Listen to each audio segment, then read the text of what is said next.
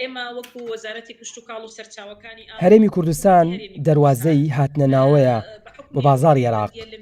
ئەمە ناونیشانی یەکەمین ڤیدۆکۆنفرانسی کوردستان و کۆماری ئیسلامی ئێرانە. بێگەر تاڵەبانی وەزیری کشت و کاڵی هەرێم دەڵێت لە دۆخێکی وەهای ئێستا کە کۆرۆنا زۆر شتی ڕاگرتووە ئەم جۆرە کۆنفرانسانە گرنگی زۆری دەبێت بەتایبەت کە کشت و کاڵ گفتوگۆی سەرەکیە. ئەمە دەرفەتێکی باشە بۆ ئەوەی کە بتوانین لە ڕێگەی ئەم جۆرە دیدارانەوە هەم ئاڵوگۆڕی ڕامان بکەین هەم پەیوەندیەکانیشمان پەرە پێ بدەین. لە بواری بڵێن ئاژەڵی و پەلەوەریدا بەڕاستیدا ئێمە ئێستا هەرێمی کوردستان دەکرێت بڵێم پێچوونێکی زۆر بەخۆیەوە بینیوە.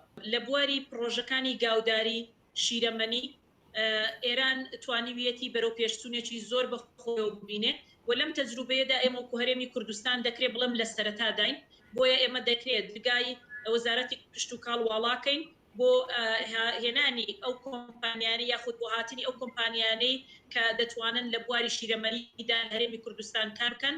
ئێستا گفتێکی زۆر گەورەمان بۆ دروست بووە لەگەڵ وڵاتی ئێران ئەویش بە دروستکردنی ئەو بەنداوانەی کە لەسەر سەرچە ئاویەکانی عراق دروستی دەکا هەر بابەتێکی سیادە لە نێوان هەردوولادا بەڵام دەبێت ئەومان لە بەرچاو بێگرتنەوەی ئاوی ئەو بەنداوانە کێشەیەکی زۆری لە بواری سامانی ماسی و لە بواری بڵێن نەهێشتنی ئاوەکە و هاتنی بۆ ناو هەرێمی کوردستان بۆ ئێمە دروست کردووە.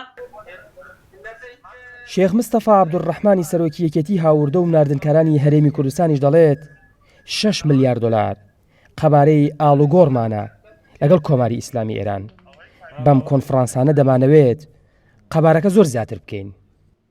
مەبەست لەم کۆنفرانسە ئەوەیە کە پەیوەندی بازرگانی و ئابووری هەرێمی کوردستان لەگەڵ وڵاتی جمهوریی ئیسلامی ئێران بە شێوەیەکی ڕاستەوخۆ لە دێر زەمانەوە هەبووە و ئێستاش هەر بەردەوامە ئەم جارە لە بواری کشت و کاڵدایە.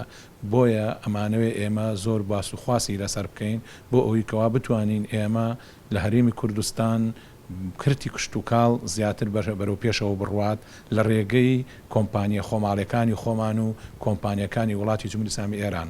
ساڵانە قەبارەی زیاتر لە 6 ملیار دلار ئاڵوگۆڕی بازرگانی کراوە لە مەرزەکانی باشماخ و پەروێزخان و حاجی ئۆمەران. ڤیدۆکۆنفرانسی بازرگانی کوردستان و ئێران دەبوو لە تارانی پایتەختی کۆماری ئیسلامی ئێران بێت، بەڵام کۆرۆنا ڕێگر بوو.